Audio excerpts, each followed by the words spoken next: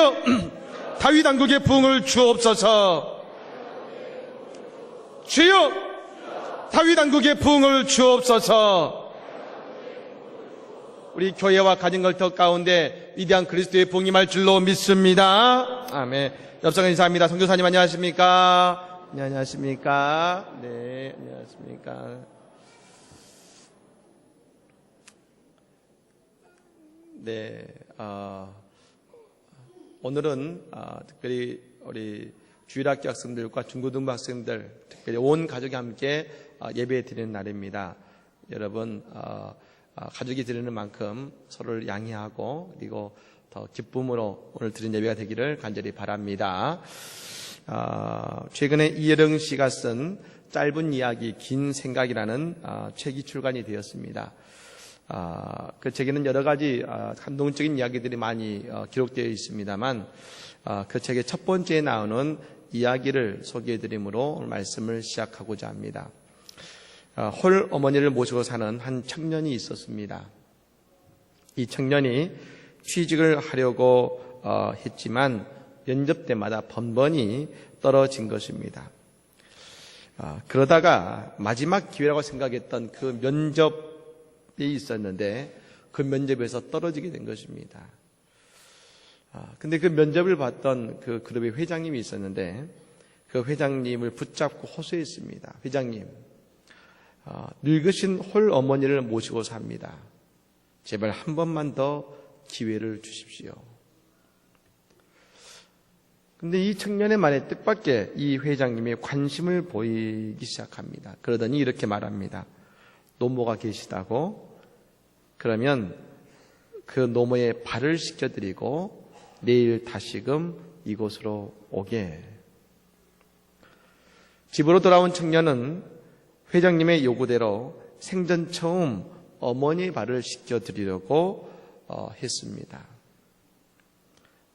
그 청년은 처음으로 어머니의 발을 본 것이지요. 어머니의 발에 박힌 굳은 살을 보았습니다. 근데 그건 사람의 발이 아니었습니다. 거북이 등처럼 굳어진 발은 여기저기 갈라지고 발톱은 달아 검게 오그라져 있었습니다. 어머님이 나를 위해 가셨던 길들은 천걸음인가 만걸음인가, 아들을 위해 발바닥이 닳고 피멍이 들도록 걸어온 사랑과 슬픔의 흔적이 바로 그 발에 있었습니다. 청년은 펑펑 쏟아지는 눈물을 감출 수 없었습니다. 어머니의 발을 만져보고서야 비로소 어머니의 마음을 만져볼 수 있었습니다. 다음 날 회사로 찾아간 청년은 회장님께 인사합니다. 회장님, 감사합니다. 회장님은 저에게 어머니의 사랑이 어떤 것인지 온몸으로 깨닫게 해주셨습니다. 그리고 면접도 마다하고 돌아서 나오려는 청년에게 회장님은 말합니다. 이보게 되었네. 내일부터 출근하게. 여러분, 이 일은 실제로 일본의 한 기업에서 있었던 일입니다. 회장님은 왜 이 청년을 채용했을까요? 꼭 효자여서 그랬던 것만은 아니었을 것입니다. 몸으로 어머니의 사랑을 느낄 수 있는 사람은 또한 고객에게 똑같은 가슴으로 대할 수 있기 때문에 이 청년을 고용한 것일 겁니다. 하나님께서 인간을 이 땅에 만드셨습니다. 그리고 사람은 누구나 하나님의 사랑을 느낄 수 있게 해주셨습니다. 교회에 나오든 교회에 나오지 않든 하나님을 믿든 믿지 않든 모든 사람들에게 하나님의 사랑을 알게 하시고 느끼게 해주셨는데 그 사랑이 바로 어머니와 아버지의 사랑 아니겠습니까? 오늘 이 시간 어버이 주를 맞이해서 어머니의 마음이라는 노래를 우리 한번 1절 한번 같이 불러보면 좋겠습니다. 어머니의 마음. 나실 때 괴로움 다 잊으시고 기르실 때 밤낮으로 애쓰는 마음. 진자리 마른 자리 갈아니시며 손발이 다닳도록 고생하시네. 우리 같이 한번 불러보겠습니다. 우리 어머니 아버지를 생각하면서 같이 불러봅니다. 나 실제 괴로 다 잊으시고 기르실제 밤낮으로 애쓰는 마음 지인 자리 마른 자리 가라니시며 손발이 다닳도록 고생하시네. 하늘 아래 그 무엇이 높다 하리요. 어머님의 희생은 가이없어라.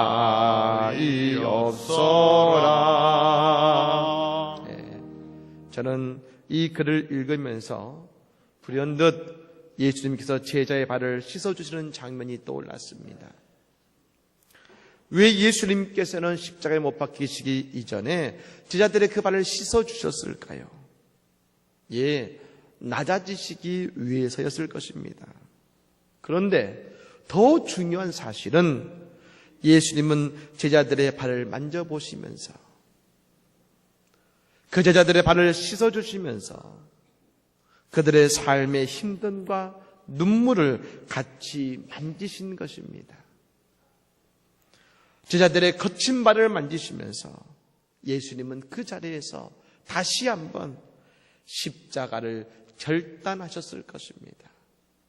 사랑하는 여러분, 오늘 우리가 이렇게 예배할 때에 우리 예수님께서 우리의 발을 씻어주시고 우리의 말을 만져주시는 그런 복된 시간이 되시기를 간절히 축복합니다. 아멘. 어느 날 서기관이 예수님께서 다른 서기 유대인들과 변론하는 것을 들었습니다. 이 서기관이 예수님께 묻습니다. 예수님, 하나님에 대한 말씀을 여러 가지로 말씀하고 계시는데 모든 계명, 즉 하나님의 말씀 가운데 첫째 되는 말씀이 무엇입니까? 라고 물어보았습니다. 그때 예수님께서 말씀하시기를 마가복음 12장 29절 이하의 말씀 이렇게 말씀하십니다. 예수께서 대답하시되 첫째는 이것이니 이스라엘아 들으라. 주 곧 우리 하나님은 유일한 주시라. 내 마음을 다하고 목숨을 다하고 뜻을 다하고 힘을 다하여 주 너의 하나님을 사랑하라 하신 것이요. 둘째는 이것이니 내 이웃을 내 자신과 같이 사랑하라 하신 것이라. 이보다 더 큰 계명이 없느니라. 즉 여러분, 이 말씀은 우리가 아는 것처럼 십계명의 말씀을 함축해 놓은 말씀인 것이죠. 말씀의 첫 번째는 하나님을 사랑하는 것이고 두 번째는 내 이웃을 사랑하는 것입니다. 그런데 여러분, 여기서 말하는 이웃은 단지 우리가 함께 사는 이웃사촌만을 말하는 것이 아니라 가장 먼저 내 부모를 공경하고 사랑하라는 것입니다. 십계명을 보면 총 세 부분으로 나눠집니다. 1에서 3계명까지는 하나님을 섬기는 법칙을 이야기했고 4계명은 안식일을 통해서 땅과 하늘을 같이 섬기는 하늘의 법을 이야기하고 있고 5계명에서 10계명까지는 인간이 지켜야 되는 인간의 법도의 말씀을 해주고 계신 것입니다. 근데 여러분, 특별히 인간의 법칙인 5계명부터 10계명에 보면 한결같이 쓰고 있는 한마디 말이 있습니다. 그것은 뭐냐면 하지 말랍니다. 하지 말라. 살인하지 말라. 간음하지 말라. 도둑질하지 말라. 거짓말하지 말라. 내 이웃집의 것을 탐하지 말라. 근데 여러분, 다 하지 말란데 유일하게 한 가지 하라는 말씀이 있는데 5계명에 내 부모를 공경하라 말씀하십니다. 즉 인간이 이 땅에서 갖춰야 되는 가장 첫 번째 덕목이 바로 효도인 것이고 부모를 공경하는 것입니다. 여러분, 하나님께서 십계명을 이 땅에 우리에게 주신 이유가 뭡니까? 그 십계명 때문에 얽매이고 자유 없는 삶을 살아가는 것이 아니라 그 말씀과 법 때문에 오히려 행복하고 잘 살게 하시기 위해서 주신 말씀이 이 십계명의 말씀이고 하나님의 말씀의 법입니다. 여러분, 성경은 진리입니다. 그런데 첫 번째가 뭡니까? 바로 부모를 공경하는 것입니다. 왜 그러셨을까? 그만큼 중요하고 그만큼 어렵기 때문에 그런 것입니다. 여러분, 성경을 보면 성경 그 어디에도 내 자녀를 사랑하라는 말씀은 나오지 않습니다. 내 아들을 사랑하라, 내 딸을 사랑하라. 여러분, 그 어디에도 그런 말씀은 나오지 않습니다. 왜요? 부모가 자녀를 사랑하는 것은 말하지 않아도 사랑하기 때문에 그런 것입니다. 그러나 성경은 부모를 공경하고 부모를 사랑하라 말합니다. 왜요? 그것이 중요하고 그리고 또한 결코 쉽지 않기 때문에 그런 것입니다. 우리 여기서 또한 유심히 보아야 되는 말씀이 있습니다. 에베소서 6장 1절부터 3절까지의 말씀에 바울 사도가 권면해 하는 말씀입니다. 자녀들아, 주 안에서 너희 부모에게 순종하라. 이것이 옳으니라. 내 아버지와 어머니를 공경하라. 이것이 약속 있는 첫 계명이니 이로써 내가 잘되고 땅에서 장수하리라. 아멘. 그래서 바울 사도는 뭐라고 합니까? 그냥 부모에게 순종을 하지 않습니다. 순종하라 그 뒤에 다른 데서 말하자는 하나의 단어를 붙이는데 뭘 붙입니까? 이것이 옳으니라.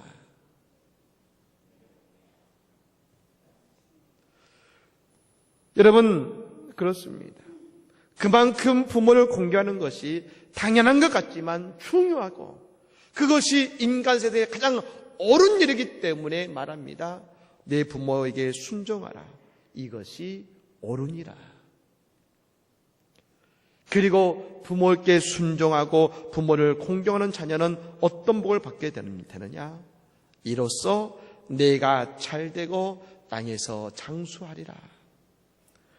여러분께서 말하기를 내가 잘된다 하겠습니다. 근데 뭐가 잘되는 것일까? 우리는 생각할 때 돈을 많이 벌고 높은 지위를 얻고 그럴 것입니다. 그런데 여러분, 잘된다는 의미 속에 숨어있는 중요한 메시지가 있는데 그것은 뭐냐면 여러분, 일이 잘되게 하기 위한 하나님의 지혜를 우리에게 주신다는 것입니다. 효도하는 자녀들, 부모를 공경하는 자녀들에게는 하나님께서 하늘의 지혜를 주신다는 것입니다. 일은 열심히 한다고 잘 되는 것이 아닙니다. 일을 열심히 해도 못 될 수 있습니다.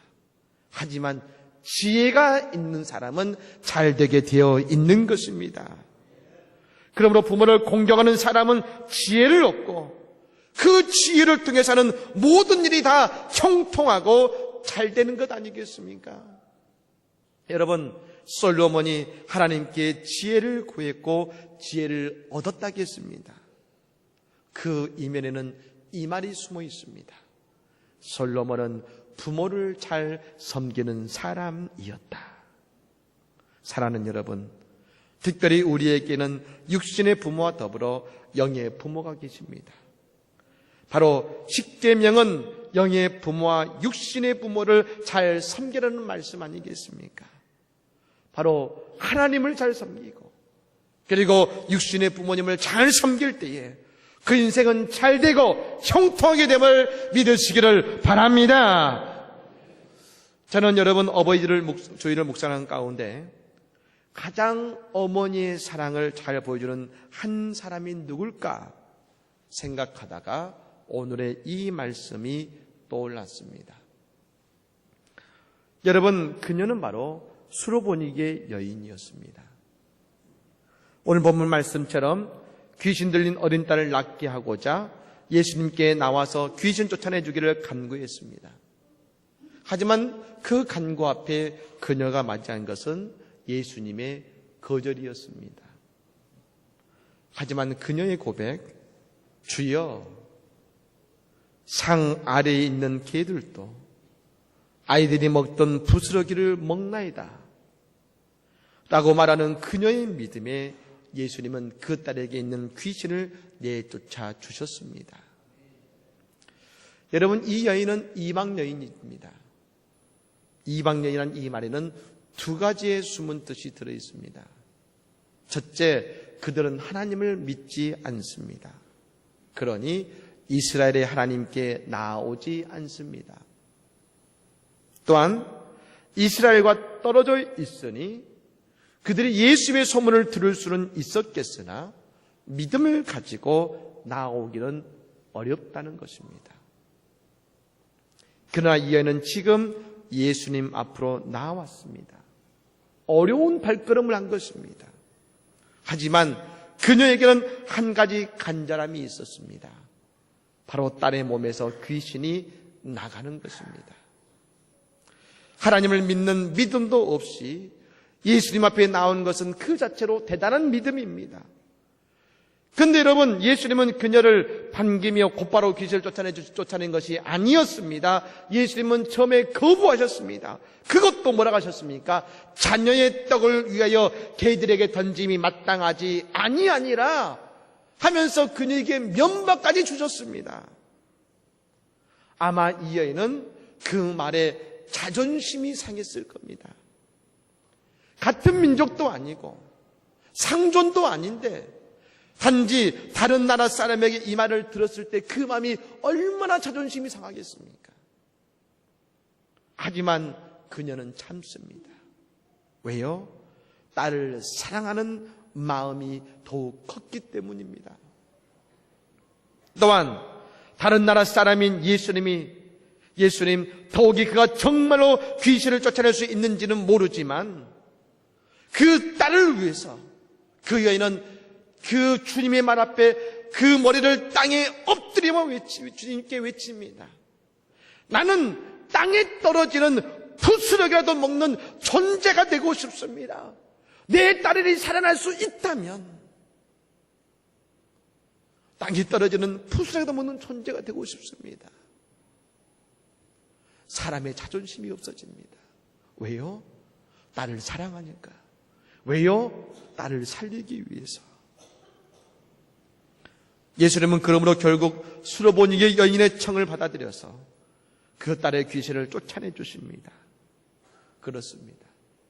딸을 사랑하는 마음이 예수님 앞에까지 오게 만들었고 그 사랑으로 마침내 딸의 자유함을 얻게 됩니다. 그러나 여러분, 이 일은 결코 어머니라는 이름이 아니고서는 해낼 수 없는 일이었습니다. 어머니에게 예수님을 찾아왔고 어머니에게 자존심을 다 내려놓고서라도 딸의 회복을 위해 간구한 것입니다. 신경숙 님이 쓴 엄마를 부탁해라는 소설책이 있습니다.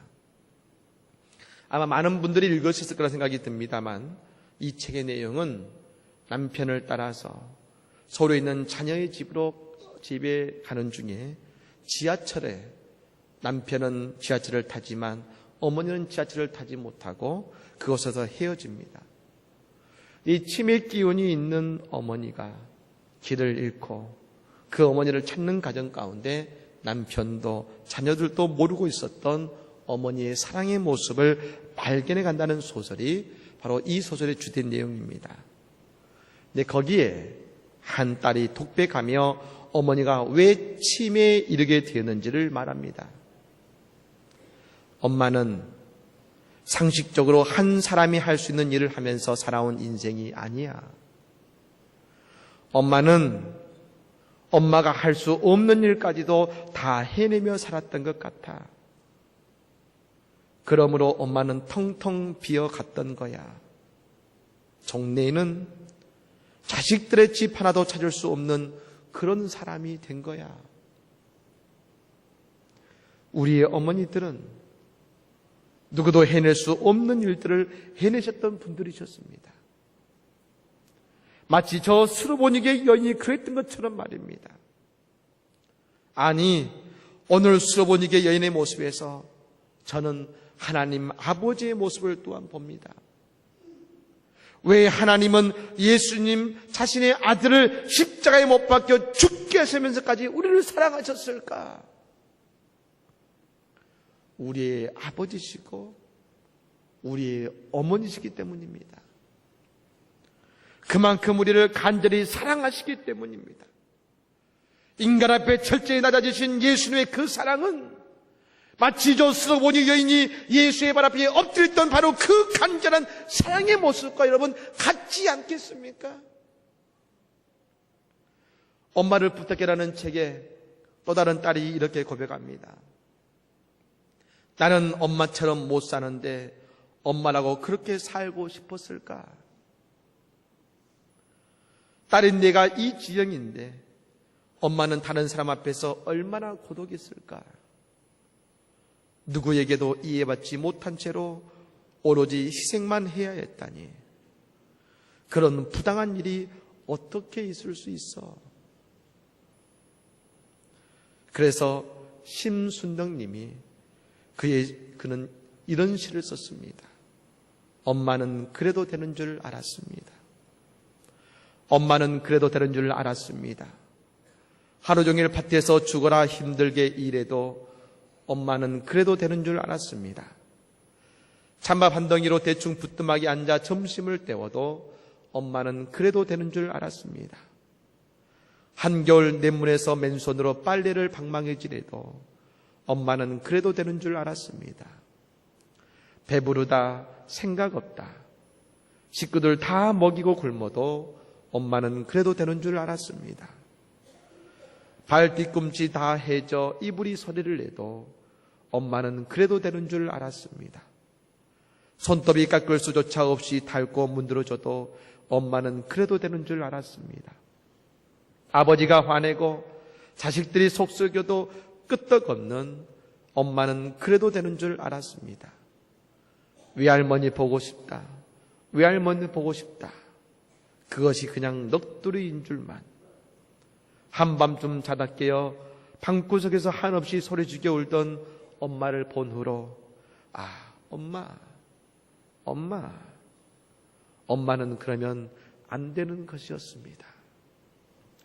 사랑하는 여러분, 수로보니게 여인은 우리에게 엄마가 누구인지, 그리고 하나님이 우리에게 어떻게 다가오시는 분인지를 보여줍니다. 우리는 하나님은 그래도 되는 줄 압니다. 우리가 하나님을 따르지 않아도 하나님의 마음을 아프게 해도 기도하면 무조건 들어주시는 분이어야 한다고 생각합니다. 예수의 십자가를 이야기해도 그냥 하나님은 사랑이시니 그렇게 해도 된다고 여겼습니다. 그러나 우리의 어머니가 그러면 안 되는 것처럼 우리의 하나님은 그러면 안 되는 분이십니다. 우리가 하나님을 진정 사랑하고 하나님이 얼마나 크고 놀라운 것인지를 깨달을 때에 우리의 삶에는 진정한 사랑이 넘치고 감사가 넘치고 은혜가 넘치는 삶을 살아가는 것 아니겠습니까? 여러분, 그러므로 육의 어머니 아버지를 공경하시고 사랑하시길 바랍니다. 그리고 영의 부모님이신 하나님을 사랑하시기를 바랍니다. 그때에 자녀된 우리의 삶에 하나님은 하늘의 지혜를 주시고 잘되게 하시고 우리의 삶에 소망과 기쁨이 가득한 하나님의 축복을 우리 가운데 내려 주실 것입니다. 그 은혜를 경험하는 우리 모든 자녀의 삶을 사는 성도가 되기를 예수 이름으로 간절히 축복합니다.